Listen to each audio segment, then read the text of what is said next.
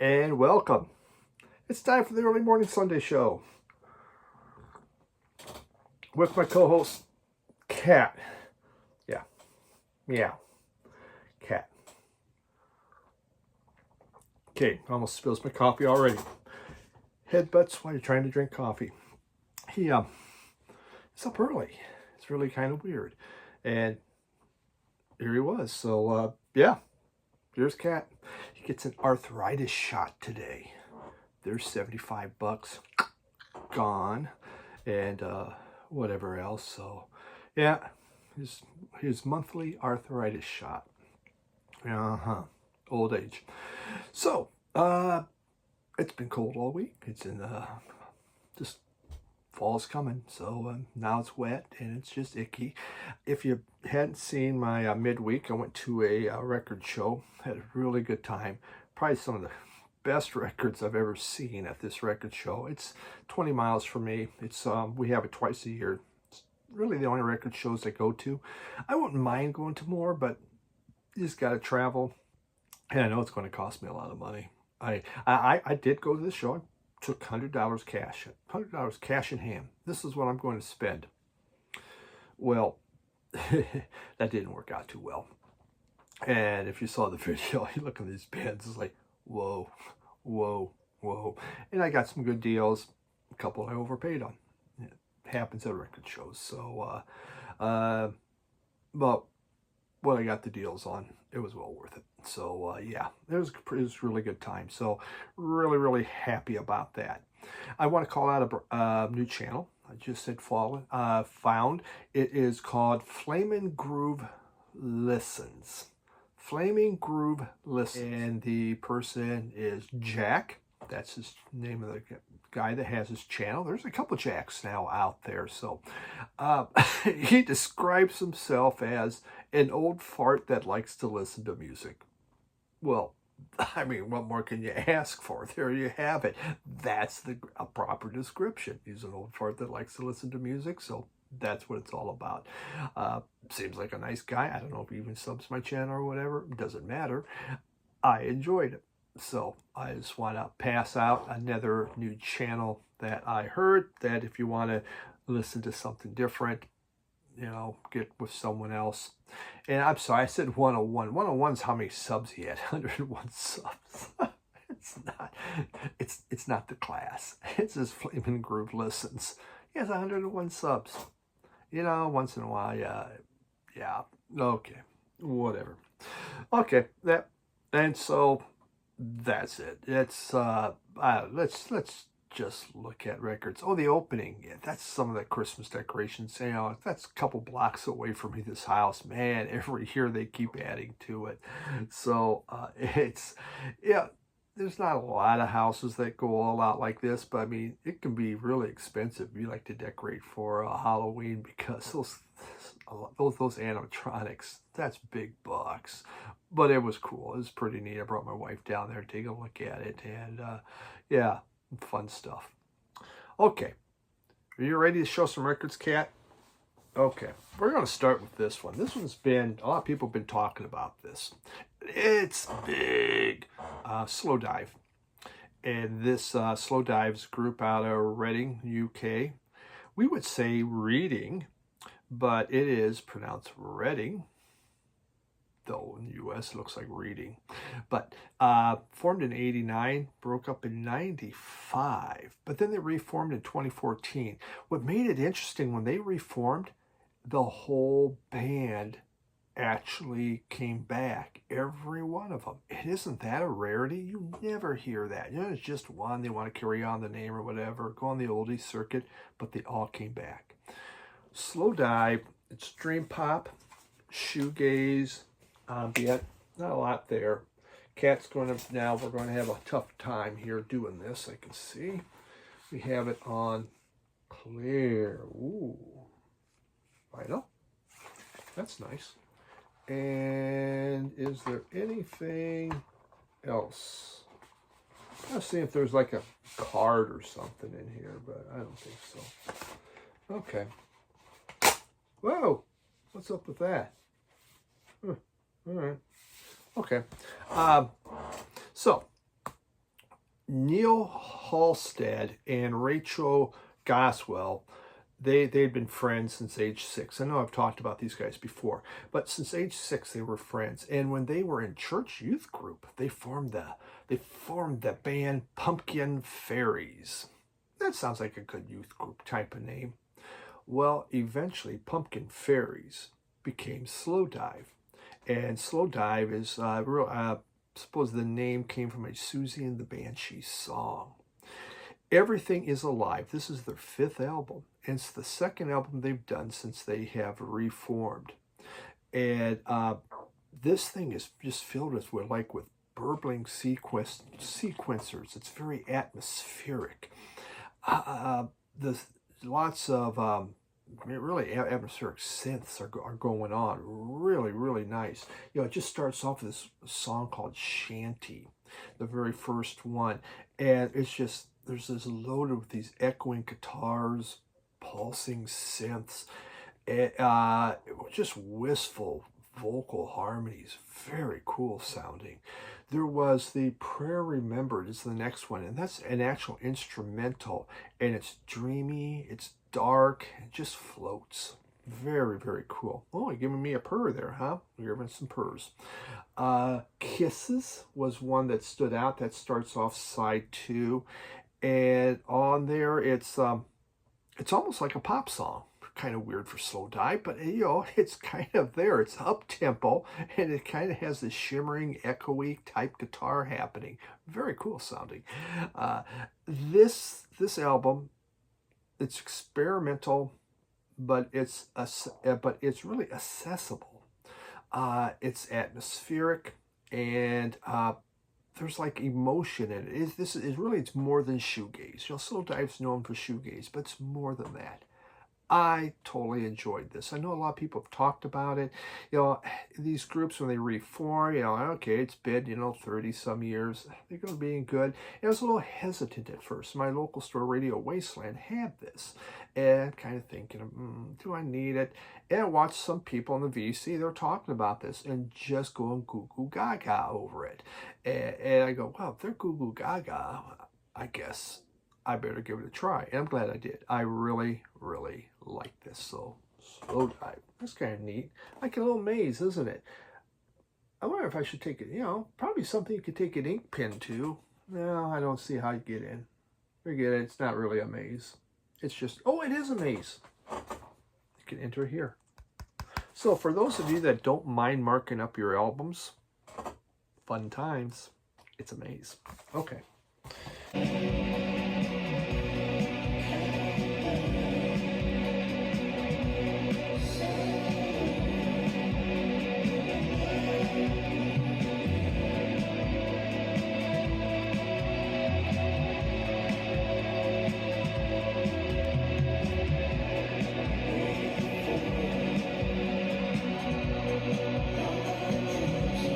Into now another brand new album. So that's brand new this year, 2023.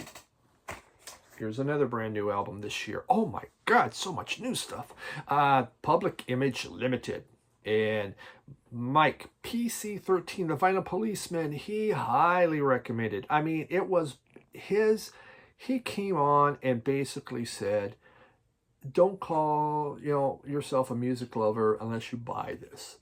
And if you don't buy this, I will hunt you down." I mean, I really felt threatened that I needed to buy this. It was that bad. So I did. And here it is. And it's called End of World. Not End of the World, just End of World.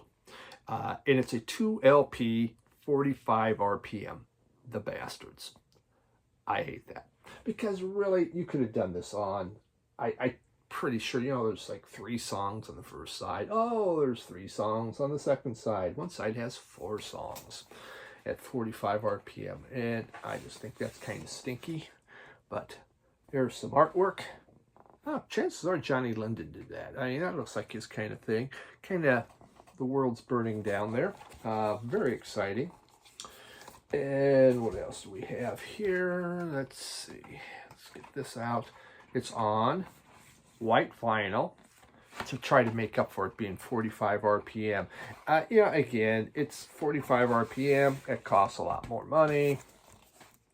And that's what I don't like about it, when I really think you could have made this into a 33 RPM type record.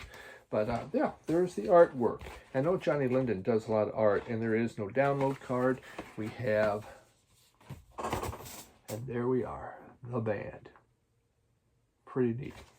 So this one, it just starts off. Now, the very first song was Peng, P-E-N-G-E, Peng, I believe.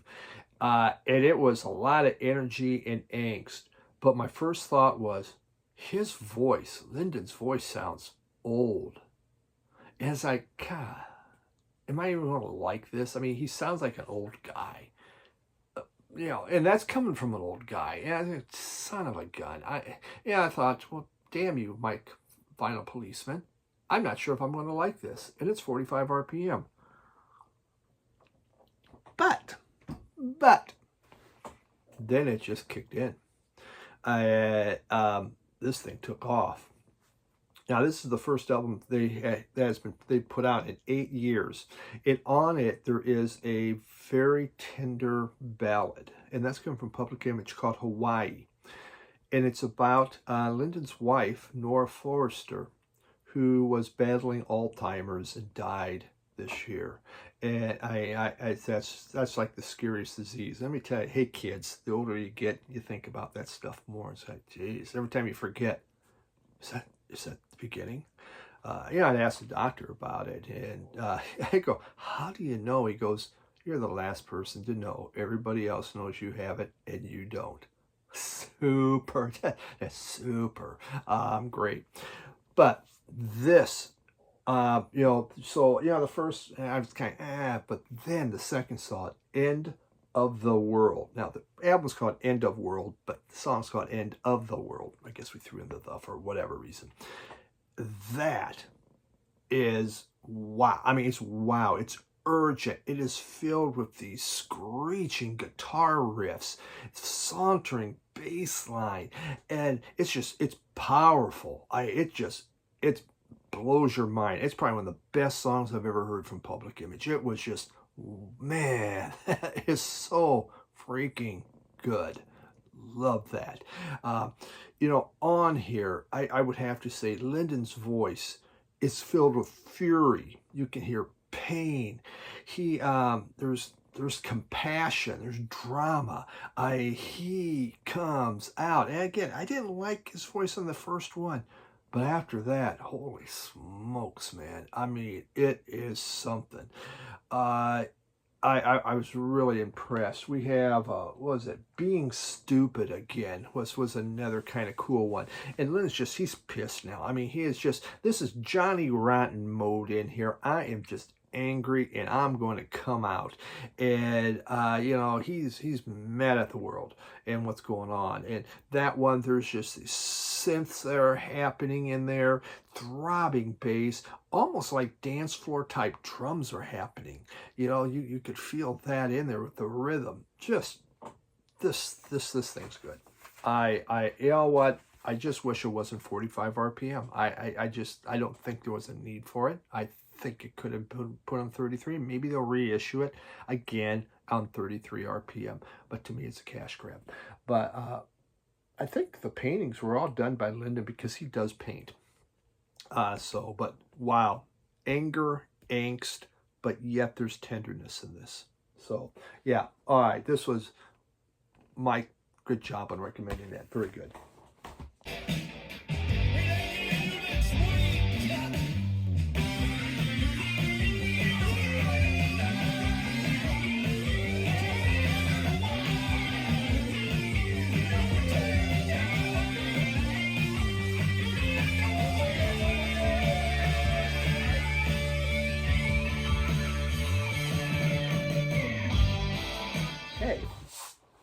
Here's a classic.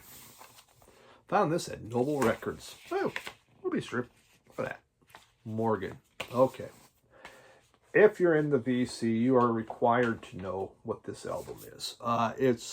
If you do not know this album, your membership card has been revoked forever. It's no good. This is considered one of the top 10 Psych albums of all time. They recorded in 68. They put it out in 69. Morgan is the name. And Steve Morgan was the man who's did it. That was his group. Let's see, we have a little, this is nice. So I found this at Noble Records when I was there this summer. And I was excited to find it. What do I know about Morgan? I've heard snippets of it, but my friend Bill Young, you know, obviously this would be like the biggest grail in the world. The channel, Jonathan at Cheap and Cheerful Records. If you've never heard his channel, he's a very nice guy. He's out of Maine. He found a Morgan, an original Morgan, in a dollar bin in an antique store or thrift store. I think when he was out in Seattle, $1, I believe he paid for it, for one of these. And they go for hundreds. This is number 1020 of 2000, obviously reissued. All I can say is, wow, just wow. Now, the problem with Steve Morgan had was this, is as he's trying to release it, he has this very toxic relationship going on with his management company. 2 of his band members decide to bail on him, and then he gets himself hurt in a street brawl in Queens. He is from Queens. And so now he's injured, so they can't go on tour right away or anything like that. And this is 68. By 69, when it's released, people have moved on from Psych. Psych is just that's kind of toward the past. They've gone into other things, and this thing did do well. The guy that wrote the notes in that book, he had found this. He was from, I believe, Indiana. I had found a copy of this. He was young, and he's finding these rare albums in these bins. And he just kept buying them up and buying them up. They'd be in the cutout bins at Kmart and places. And so he created this incredible record collection with lots of doubles, triples, quadruples of these kind of albums. This album, though, it's filled really with screaming, trippy guitars. I mean, it's just really, really neat. There's just this full backbeat that's happening. The lyrics, super trippy. If I've been on a drug, I guess, though I've never been on a drug trip, this is going on a drug trip. Holy cow. It is so interesting. Now, they do add in some unreleased stuff. It's second takes of some of the songs. So to make it a 2-record set, let's add in some alternative takes that were done. So yeah, alternative takes and misses. So you have some of that added in, and that way we can make it a 2-record set and thus give the fans what they want. But excellent, incredible, wow, I was blown away. So that's 3 albums that I totally dug.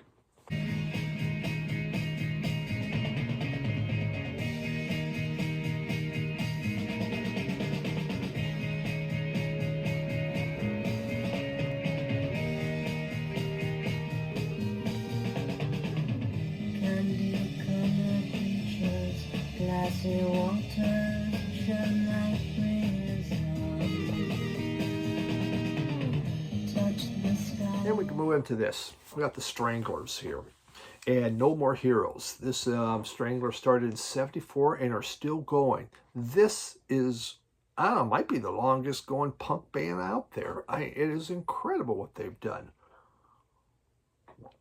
So, but are they punk? I call them faux punk, you know? And here's why. The Stranglers, when they started, the guy that started them, Jet Black, his real name was Brian Duffy, was in his 30s. Now, he had to hide that age because the punks had no interest in anybody. You know, if you were like 22, you were getting to be too old. So, and then what made it even worse, besides being in his mid-30s, he owned a fleet of ice cream trucks. The dude had money. He also bought a club called the Jackpot, which is where the Stranglers became their home base. So he was everything the punks didn't like. But they were accepted by the punk crowd. but yet they were more kind of almost like art rock, you could say, you know. Their music, especially with their organ, was definitely not punk. I found this. I was with Michael Christensen. We were at Dearborn Records, and we found this down there. And this was a great find. I used to have this. I guess it should have been on my Thursday albums I used to have. So, but back to this. So, Jet Black now, you know, his name was, you know, Brian Duffy. They called themselves the Guilford Stranglers, but then they changed it to Stranglers. Now, he was a semi-professional drummer, so he knew what he was doing, and he just returned to drumming. They would drive to their gigs in an ice cream truck because he had a fleet of them, so why not? Let's go. We're in the ice cream truck. Away we go. So, not a punk, but yet punk. In every punk compilation, you have the Stranglers on them. This had the big hit No More Heroes. This was their second album. It came out in 1977, and it is a very, very good album. It's really great art punk. Maybe that's what you could call, not overly punky. What makes it punky is the songs are very shorter, quicker, but there's like a lot of organ happening in here, which is what they were known for. This album, it is faster and nastier and angrier than their later albums. Really, after this, they kind of calmed down, more of a rock band, you know, I would have to say. But, you know, there is one on here, Dead Ringer, the song Dead Ringer. When you listen to the bass lick on that is just almost exactly the same as from their first album, Peaches. If you know the Stranglers, you know Peaches. I mean, it's like, God, that sounds like the exact same bass riff. Still, really great second album. You know, I would never buy the whole Stranglers catalog. I'm kind of up and down with them, but the first two, yes, I want them. Maybe the Raven's a pretty good one, so happy to have that.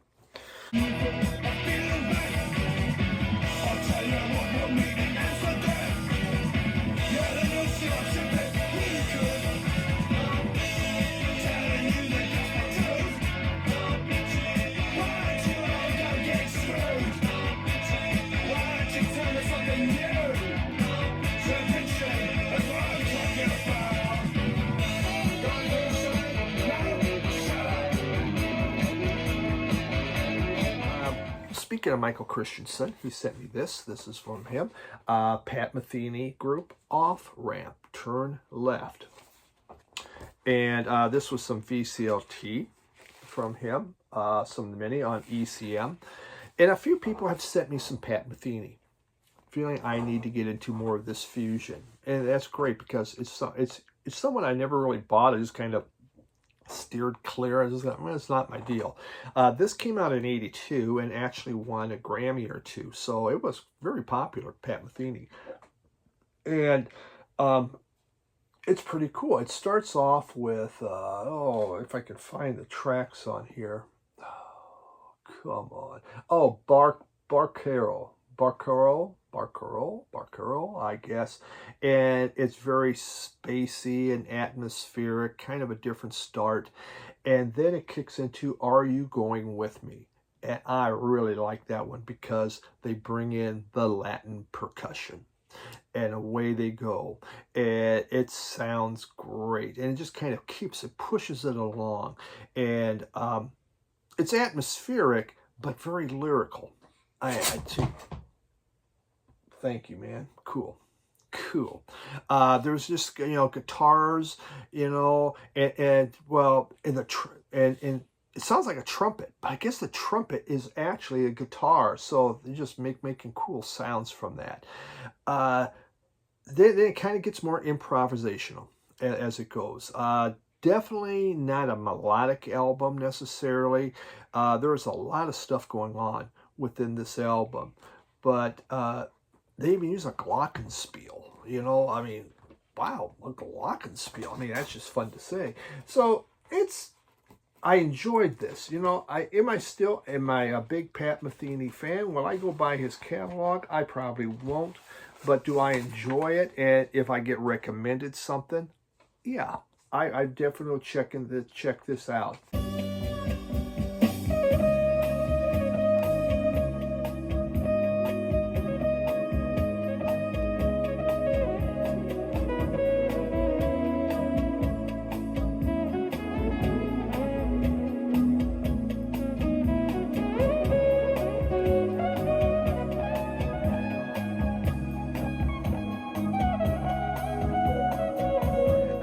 final one here. They got the Nails. Look at that. It's still in shrink. The Nails. And it's called Dangerous Dreams. So the Nails is a group out of Boulder, Colorado. Formed in 76. Broke up in 93. It was a 5-piece new wave band. Pretty cool art, huh? There we go. And we have no inner sleeve. Here's what the label looks like. Oh, RCA. Ooh, rarity. And so what makes this group interesting is the roadie. The roadie for the Nails, his name was Eric Boucher. I used to know Roy Boucher. I don't know if they're related, but Eric Boucher was the roadie's name. And he eventually left them and went to San Francisco and changed his name to Jello Biafra. And the Dead Kennedys were formed. So, Biafra was their roadie. How about that? They called themselves the Raves. What was it? The Ravens. The Ravens, I believe. They went to New York to play at CBGB's and changed their name to the Nails. And Dangerous Dreams, this is their second album, came out in 1986, and it's their second of 3 albums. On here, these guys have always been known as a one-hit wonder. On their first album, they had a song called 88 Lines About 44 Girls. About 44 girls, I believe. 88 Lines About 44 Girls. I think so. I think that's what it's called. And it really took off. But this one here, you know, it kind of tinges of goth in here. There's new wave happening. There's kind of a moroseness of the feeling of Sisters of Mercy happening. I mean, it's dark. There's some really dark lyrics, but yet it's propulsive, like Iggy Pop. And even kind of a Doors feel, the grandeur of the Doors with their organ playing and stuff. So it is a dark album. And there's some great guitar breaks on here, like one of these songs, The First Time in Vale. Really cool guitars going on. But yeah, not bad. So, you know, I said this was a 5-piece. There is 6 pieces, 6 guys on this one. So interesting find, very inexpensive. Did enjoy this. Just some 80s darker new wave.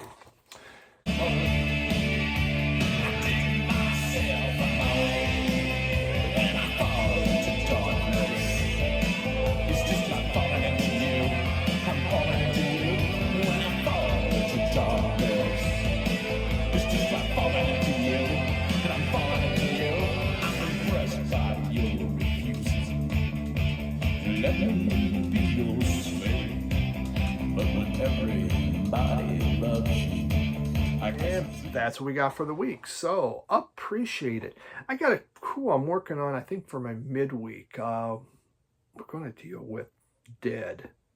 So just tune in. Deals with Dead. It's Halloween. Why not? Let's have something about dead or death. So yeah, gloom doom. Okay. That's all we got for this week. I appreciate you dropping by. Thank you. Cat says meow. Enjoy the rest of your week. Go Lions. Nebraska's off this week. But they won. They won last week. Nebraska won. Yay. Lions won. Yay. Bye.